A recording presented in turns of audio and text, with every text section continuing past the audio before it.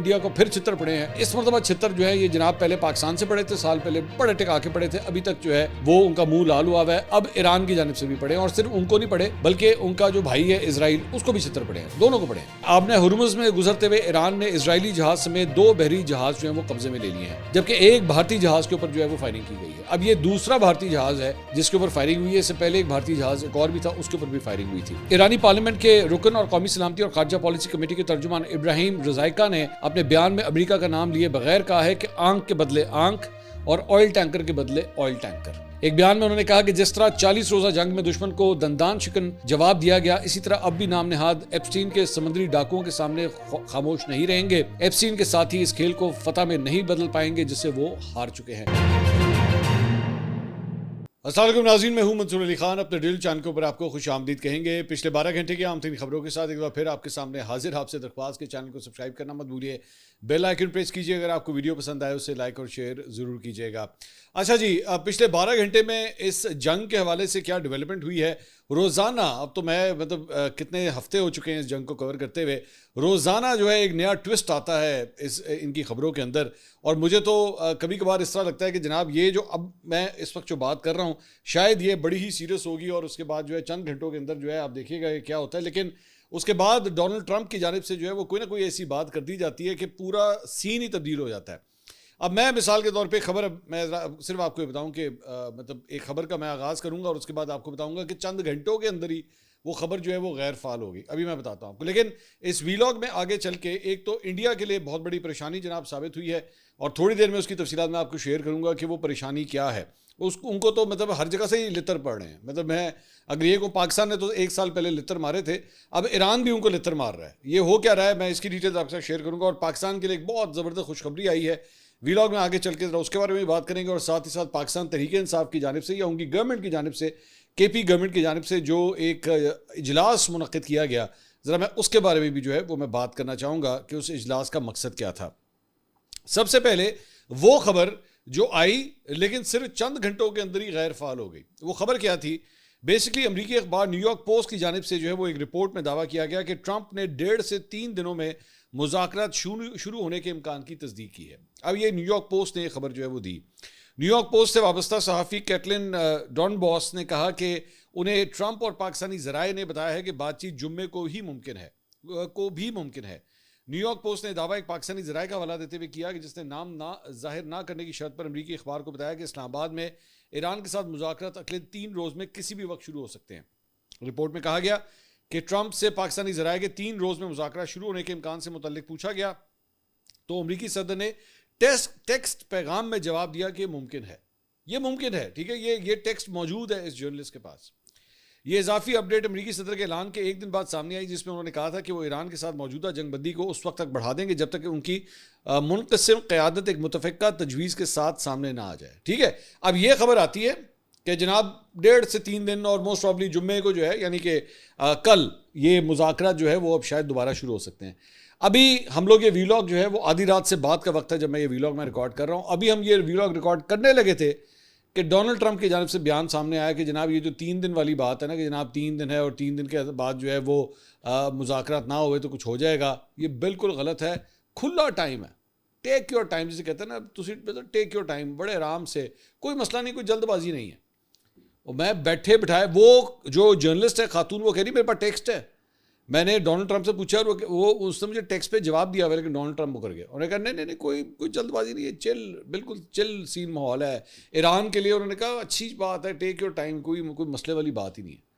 तो ये latest development जो है वो डोनाल्ड ट्रंप, अब ये जो इस किस्म का जो इंप्रेशन है ना कि बस टेक योर टाइम, कोई मसले वाली बात नहीं, ये तो फिर क्लियर कट इंडिकेशन ये है कि जनाब ईरान जो है वो खुली छूट दे रहा है, कोई मसला ही नहीं है, कोई परेशानी नहीं ईरान को। वो कह रहे हैं जनाब टेक योर टाइम, कोई जल्दी वाली बात नहीं है। कैटलिन डॉनबॉस जो ये जर्नलिस्ट है उन्होंने एक्चुअली ट्वीट किया, उन्होंने कहा well guess I am not going anywhere just yet.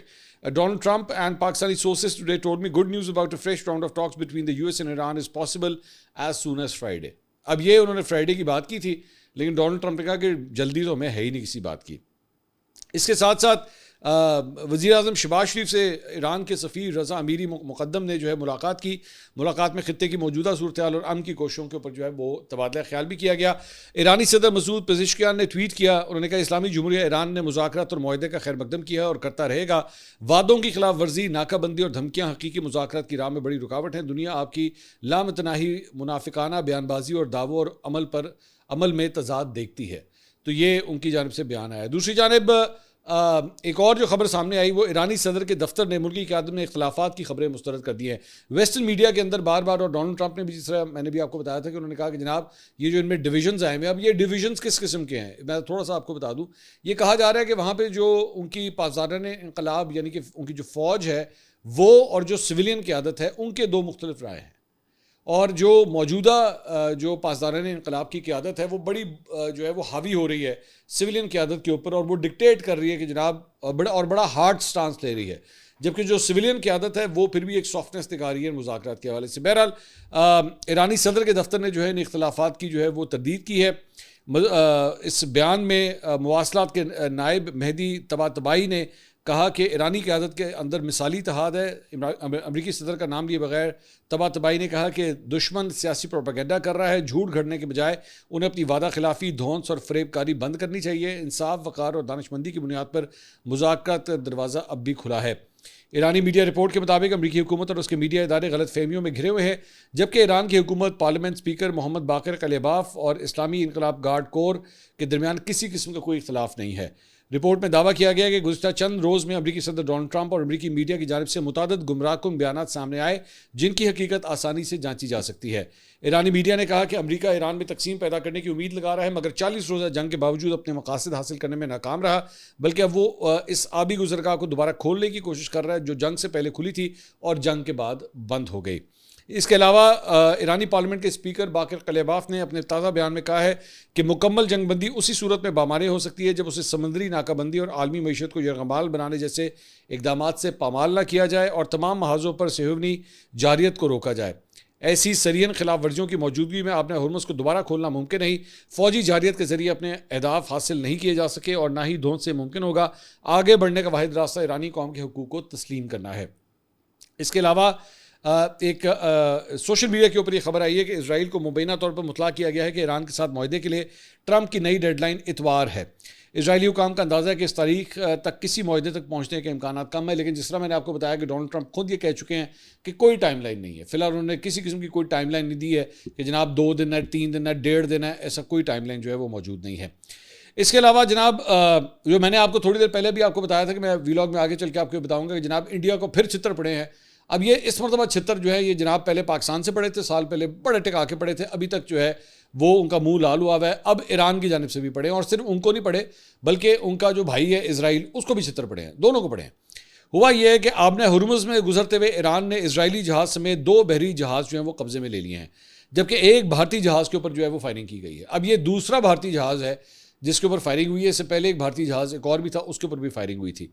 Irani media के मुताबिक एक बहरी जहाज़ MSC फ्रांसिस्का इजराइल की मलकियत है, जबकि दूसरे जहाज़ पर पनामा का झंडा जो है वो लहरा रहा था। ईरानी बहरिया के मुताबिक दोनों जहाज़ बगैर इजाज़त सरगर्म थे और बार बार कवायद की खिलाफ वर्जियाँ कर रहे थे। उनकी जानिब से नेविगेशन सिस्टम में रद्दोबदल किया गया था। दोनों जहाज़ों को आपने हुर्मुज़ में सेफ्टी को ख़तरे में डालने पर कब्जे में लिया गया। दोनों जहाज़ों को समंदर से ईरानी साहिल के ऊपर जो है वो मुंतकिल किया जा रहा है। बरतानवी मैरीटाइम सिक्योरिटी एजेंसी के मुताबिक आपने हुर्मुज़ पर आज 3 जहाज़ों पर फायरिंग हुई, ताहम बहरी जहाज़ और अमले के अरकान जो है वो महफूज रहे हैं। तो उसके अंदर ये इंडियन जहाज़ भी जो है शामिल है। दूसरी जानिब NDTV ने इसके ऊपर, जाहिर बात अब चूँकि इंडियन जहाज़ था तो उसके ऊपर पूरी रिपोर्टिंग की है। उन्होंने कहा हिंदुस्तान जाने वाला एक बहरी जहाज़ उन 2 जहाज़ों में शामिल था जिन्हें ईरान के पासदारान इंक़लाब ने बुध के रोज़ आपने हुर्मुज़ से गुजरते हुए अपने कब्जे में लिया था। मजमूई तौर पर आपने में ईरान की सिक्योरिटी फोर्सेज ने 3 कंटेनर बहरी जहाज़ों पर हमला किया। शिप ट्रैकिंग डेटा के मुताबिक तीनों कंटेनर्स ने खलीज फारिस से आपने हुर्मुज़ को अबूर किया और उनमें से 2 ने आबी गुजरगाहों को अबूर करते वक्त अपने मुकाम, मंजिल और असल बंदरगाह के बारे में मालूमात फराहम नहीं की। ईरान के सरकारी मीडिया और BBC ने 3 कंटेनर बहरी जहाज़ों की शनाख्त लाइबेरिया के झंडे वाले एपेमेनोडास और पनामा के झंडे वाले MSC फ्रांसिस्का और यूफोरिया के तौर पे की। डेटा के मुताबिक एपेमेनोडास ने हिंदुस्तान को अपनी मंजिल करार दिया। एपेमेनोडास बुध को गोलियों की जद में आने वाला पहला जहाज़ था। UK maritime trade operation centre के मुताबिक RIGC यानी कि इस्लामी पासदार इनकलाब से ताल्लुक़ रखने वाली एक गन बोट ने ओमान के शुमाल मशरक़ में 15 नॉटिकल मील के फासले पर आबरा हुरुज़ में कंटेनर जहाज़ पर फायरिंग की, जिससे जहाज़ के पुल को भारी नुकसान पहुंचा। बरतानवी मैरीटाइम इंटेलिजेंस फर्म वैनगार्ड के मुताबिक BBC ने रिपोर्ट किया कि दूसरा जहाज़ जिस पर हमला किया गया वो यूफोरिया था। ये मंगल को मुत्तहिदा अरब अमारात की शारजा बंदरगाह से रवाना हुआ और उसने अपनी मंजिल सऊदी अरब में जद्दा के तौर पर दर्ज की। MSC फ्रांसिस का तीसरा जहाज़ था जिस पर बुध को RIGC से नेवी ने हमला किया। इसकी मंजिल मालूम नहीं थी। एक बयान में IRGC बहरिया ने कहा कि दोनों जहाज़ों को पकड़ लिया गया है और उन्हें ईरानी साहिल पर ले जाया जा रहा है। उसने जहाज़ों पर ज़रूरी इजाज़तनामे के बगैर काम करके और नेविगेशन सिस्टम के साथ छेड़छाड़ करके मैरीटाइम सिक्योरिटी को ख़तरे में डालने का इल्ज़ाम लगाया। उसने मज़ीद कहा कि आबना हुरूज़ में नज़्म व नस्क़ में खलल हमारी रेड लाइन है। अशोक स्वाइन इंडियन प्रोफेसर उन्होंने ट्वीट किया, उन्होंने कहा Iran had previously fired on 2 Indian vessels, today Iran has seized another Indian vessel in the Strait of Hormuz.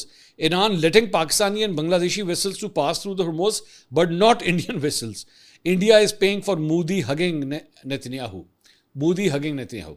उन्हें कहा पाकिस्तानी जहाज़ों को जाने दे रहे हैं, बांग्लादेशी जहाज़ों को जाने दे रहे हैं, साढ़े वाले ने रोक लेते हैं, उसके ऊपर फायरिंग भी करते हैं, उसके ऊपर कब्जा भी कर लेते हैं। तो वो मैं आपसे ये मैं बता रहा था कि जनाब छितर जो है वो साल पहले पाकिस्तान से पढ़े थे, साल के बाद जो है अब ईरान से पढ़ रहे हैं। ये इनके साथ हो रहा है वहाँ पे। और भावें जिन्नी मर्जियाँ जफ्फियाँ पालो, एंड में रिजल्ट आपके सामने है।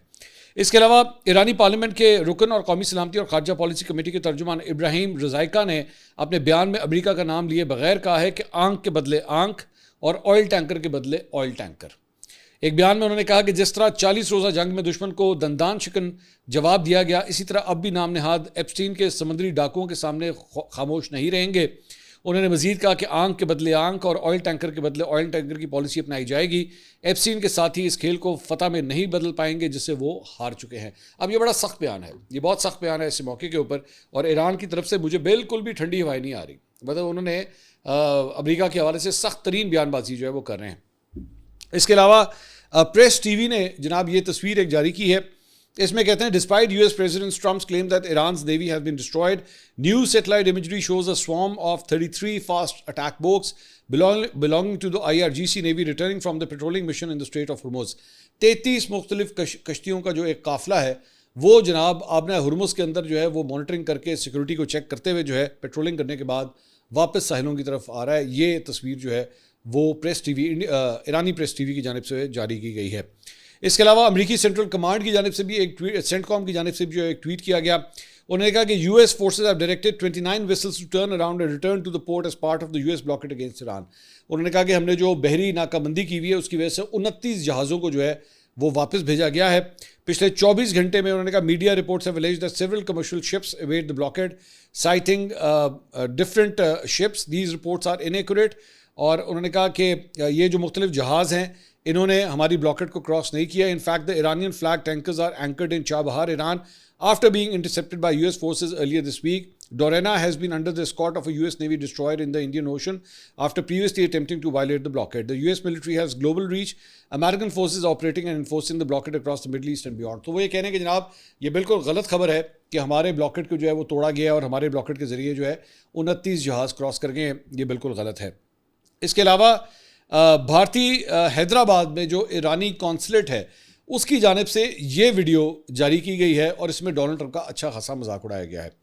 इस वीडियो में देखा जा सकता है कि अमेरिकी वफ़द ट्रंप के हमरा मेज़ की एक जानिब बैठा हुआ है और दूसरी तरफ जो है वो ईरानी साइड की कुर्सियाँ जो है ये खाली है। ये आप स्क्रीन पे देख रहे हैं। ट्रंप ट्वीट करता है कि हम ईरान के साथ बहुत ज़बरदस्त मुज़ाकरात कर रहे हैं, जबकि दूसरी तरफ कोई ईरानी वफ़द वहाँ पर बैठा ही नहीं हुआ।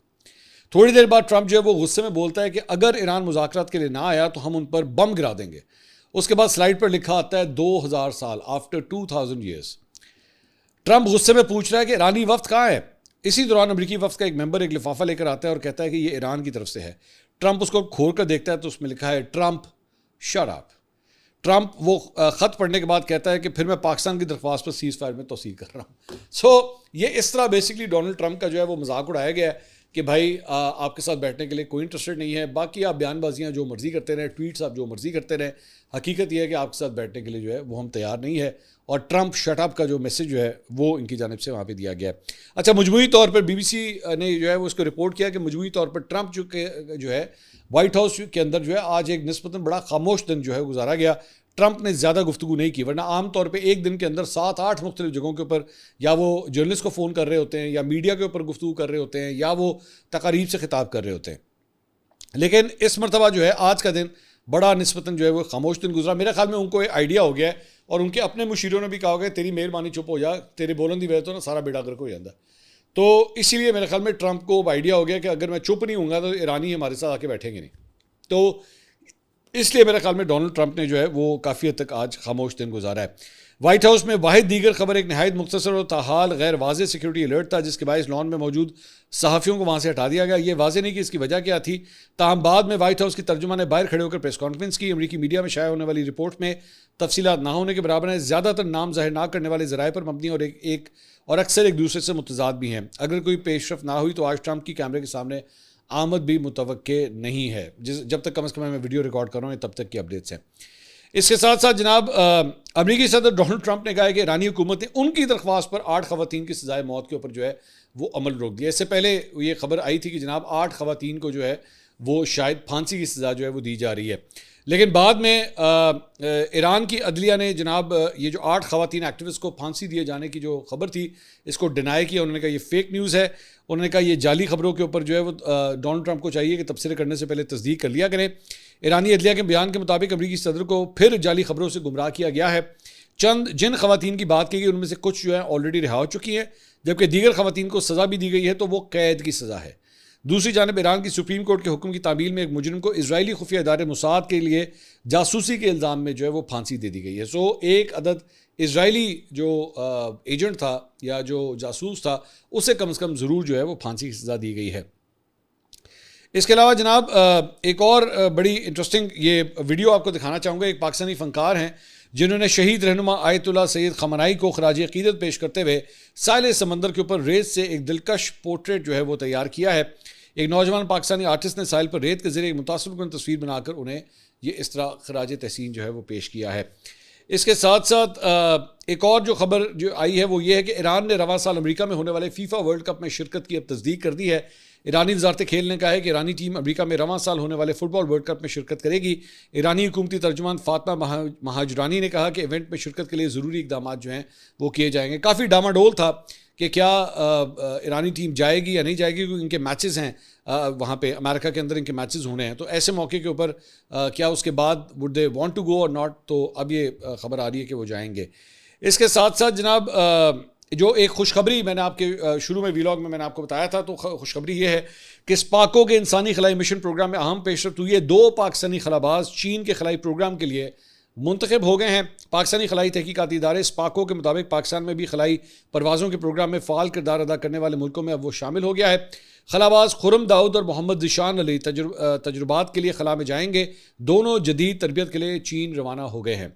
स्पाको के मुताबिक पाकिस्तान पहली मरतबा चाइना स्पेस स्टेशन के मिशन में शिरकत की तैयारी कर रहा है। ये मिशन 2026 के आखिर में मुतवक्के है। एक पाकिस्तानी खलाबाज शेनजो मिशन में शामिल पेलोड एक्सपर्ट जिम्मेदारियां अंजाम देगा।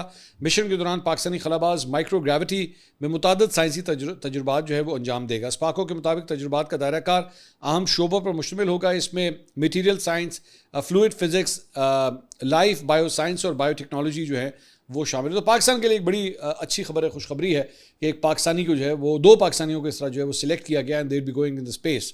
सो बड़ी एक अच्छी खुशखबरी पाकिस्तान के लिए है। अच्छा जी, अब आ जाए ज़रा एक दूसरी खबर की जानिब, और वो ये है कि जनाब कल पाकिस्तान तहरीक इंसाफ की जो खैबर पख्तूनख्वा हुकूमत है उसकी जानिब से क्रिकेट ग्राउंड के अंदर जो है वो एक इजलास मुनक़िद किया गया। अब मैंने इसकी फुटेज वगैरह देखी, ज़्यादातर स्टेडियम खाली पड़ा हुआ था। ठीक है, अब हमारे अंदाजे के मुताबिक तकरीबन 15-20 हज़ार का मेरे ख्याल में अप्रॉक्सीमेटली ये स्टेडियम है।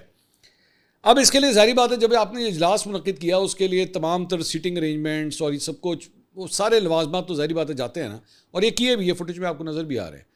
अब मेरा सवाल ये है कि इसका फ़ायदा क्या था, इस सारी चीज़ का क्या फ़ायदा हुआ?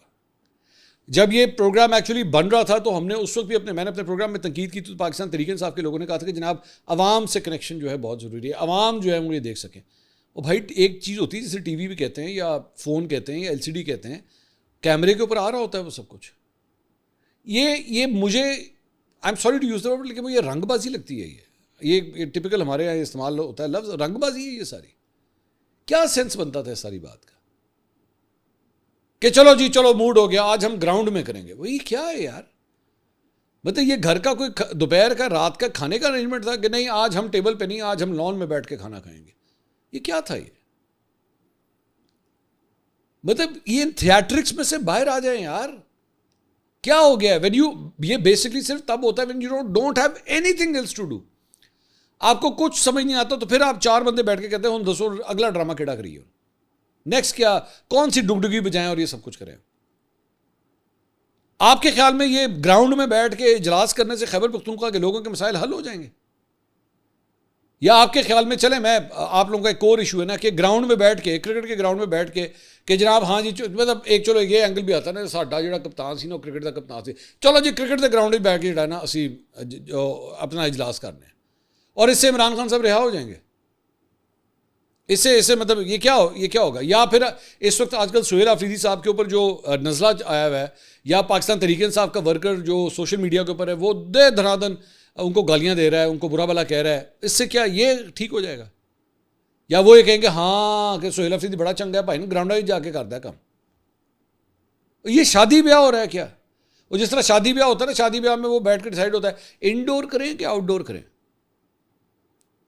किसी लॉन में कर लें तंबू शंबू लगा के, या किसी शादी हॉल के अंदर कर लें। ये क्या हो रहा है? ये मैंने अभी तक कोई एक वैलिड रीजन नहीं मैंने सुनी जिसमें कोई मुझे ये कह सके कि हाँ जनाब ये इसका ना ये फायदा था। As a matter of fact इस मौके के ऊपर जब हर जगह 8 बजे दुकानें बंद हो रही हैं, 10 बजे रेस्टोरेंट्स बंद हो रहे हैं, स्कूल ऑनलाइन हो रहे हैं, हर जगह इस किस्म की चीज़ें हो रही है, you actually create an atmosphere के और ज़्यादा लॉजिस्टिक काम होना चाहिए कि लॉजिस्टिकली मतलब इन सबको पूरा का पूरा असेंबली का स्टाफ, सारे MPAs सारा चुक के लै जाओ भाई ग्राउंड। वाई? मैंने इसके ऊपर बहुत सी मतलब वजूहात मैंने ट्रेस किया उसको बैठ के, पाकिस्तान तहरीक इंसाफ के कारकुनों सॉरी रहनुमाओं की रीजंस क्या थी। अवामी नुमाइंदे हैं, अवाम में करेंगे तो पाए ना लाहौर वाले ने कहना सी जब उस्मान बुज़दार से, तो उनको कहना था यहाँ पे क्या नाम है ये जो चेयरिंग क्रॉस है उसके ऊपर असेंबली का इजलास बुला लेते या मीनार पाकिस्तान में खड़े हो जाते। आपने कहीं पे भी पूरी दुनिया में कभी इस किस्म के आपने कभी कोई वाक़यात सुने? चले यूके ले लेना, इंग्लैंड ले लेते। इंग्लैंड मतलब एक बहुत पुरानी डेमोक्रेसी है ना, जिसको एक यूके डेमोक्रेसी, ब्रिटिश डेमोक्रेसी को जो है एक पार्लिमानी निज़ाम को जो है उसकी मिसालें दी जाती हैं। कभी आपने सुना है कि वहाँ का जो वज़ीर आज़म है आज मैं लॉर्ड्स में जाऊँगा, आज का इजलास ओवल में होगा, मौसम अच्छा नहीं है एजवेस्टर्न चलते हैं? ये क्या है यार? ये कभी सुना है आपने? अमेरिका के अंदर कभी सुना है उन्होंने कहा भाईजान ने काम करते आज ना स्टैच्यू ऑफ लिबर्टी के साए के अंदर इजलास होगा? क्या है यार ये? बस करें लोगों को बेवकूफ़ बनाना यार। नहीं है, लोग अब इससे बहुत आगे आ चुके हैं। आपके पास प्रैक्टिकल नहीं है कुछ करने को, go and use your brain, do something else यार। मैं जानता हूं आपकी पार्टी के अंदर जो लड़ाइयां चल रही हैं, तितर बितर हुई हुई है। कोई एक बंदा महमूद अचकज़ई से कोई लड़ रहा है, कोई उनको पसंद नहीं करता, कोई कहता नहीं वही होंगे। अलीमा खान ने अपनी एक 1.5 इंच की मस्जिद बनाई हुई है, सलमान अकरम राजा वो कहना मैं छड़ देता, मैं लानत भेजता हूँ दो के ऊपर। कभी बैरिस्टर गौहर से वो अभी एक वीडियो आई है, उसके अंदर एक औरत जो है बैरिस्टर गौहर की जो है लितर परेड कर रही है। ये चलें आप चले क्यों नहीं है? चले मेरे साथ। वो कहा बीबी में जानना ठहरे, नहीं अभी चले फ़ौरन चले अभी। अल्लाह की कसम आप वो वीडियो देख रहे हैं आप हंस पागल हो जाएंगे। वो और बेचारा वो जिन्होंने कहते हैं ना, वो कभी कभार दोस्त यार उन्होंने वो अपने आपस में ग्रुप्स वगैरह में हमें कहते हैं वो ऐसे इनू सदर लाया है, वो अल्लाह की कसम उससे वो सर बात तेनू चेयरमैन लाया हुआ है, वो चेयरमैन है पाकिस्तान तहरीक इंसाफ का। यकीन करें वो औरत उससे इस तरह बात कर रही है जैसे पता नहीं ये मैं I don't want to use a derogatory word, लेकिन इतनी बदतमीजी से बात कर रही हूँ। और इसकी वजह यह कि आपने उनके अच्छा जब अगर आप बात करेंगे जाके भाईजान ये क्या तरीका है, वो कहेंगे पाया ना शूर है, शूर देता है एनू शूर को हम सवाल कर सकते हैं चेयरमैन से। लै ऐसे उसी इमरान खान को करके देख देना, फिर देख रहे हो किस तरह जवाब देता। इमरान खान से आप इस तरह बात करके देखते, आप भावें जो मर्जी कारकुन होए वो बात करके देखते, उन्होंने रख के सही तरह तुम जवाब देना से कि तू है कौन। वो आपको याद है, पता नहीं ये वाक़या आप लोगों को याद नहीं होगा, एक दफ़ा बनी गाला में वाक़या हुआ था। बनी गाला में अभी इमरान खान साहब वज़ीर आज़म नहीं बने थे, प्रेस ब्रीफिंग होने लगी थी वहाँ, तो वहाँ पे एक औरत आके खड़ी हुई, उसने कहा जी वो मैंने 1 मिनट ठहरे, अभी प्रेस कॉन्फ्रेंस शुरू होने, कहा मैं 1 मिनट ठहरे, मैंने खान साहब मैंने 1 मिनट आपसे बात करनी है, मेरा ये मसला है। अरे करते तुम्हारे से बात करें, चलो। उन्होंने कहा नहीं पहले आप मेरी बात सुनो। उन्होंने कहा करते हैं ना बीबी, करते हैं बात, ठहर जा पहले मुझे मीडिया से बात करने दे। उन्होंने कहा नहीं आप मेरी बात सुने। उन्होंने कहा क्या है यार, एंड ही जस्ट लेफ्ट। और कारकुनों के साथ उनके माजी के भी बहुत से किस्से हैं ऐसे खान साहब के। मैं ज़्यादा नहीं करना चाहता, ज़ाहिर बात है एक बंदा जेल में क्या मैं कहूँ, लेकिन वो खान साहब नहीं इतनी परवाह करते थे। उन्होंने कहा मुक्का शुक्का वो कोनी छोनी मार देते थे वो जाके। ये बैरिस्टर गौहर का ही ज़र्फ था कि वो बेचारा फिर भी सुनता रहा। तो माई पॉइंट इज़ कि आपकी पार्टी में जो कुछ भी इतना हो रहा है उसका मतलब ये नहीं है भाई तुम ज़्यादा सोल्यूशन करो, चलो आज क्रिकेट ग्राउंड में चलते हैं, पहले इजलास कर लें, फिर यहीं पे T20 खेलेंगे। अगली वीडियो में आपसे दोबारा मुलाकात होगी। अल्लाह हाफ़िज़।